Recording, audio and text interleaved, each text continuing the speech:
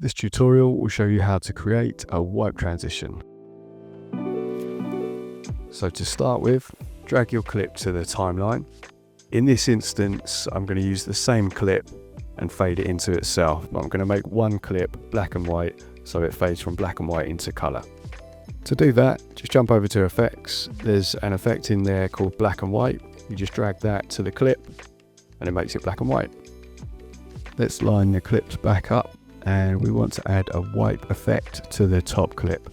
So search for wipe, scroll down, there it is, drag it across to the top clip, just on the end there. And if we move it along, we can see it in action. You can adjust the speed of it by adjusting the length of the effect.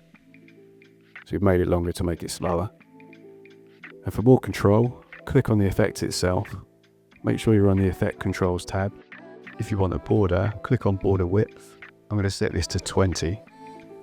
Then if you head on up to this directional setting function, you can change the direction, and that's it. Very simple. See you next time.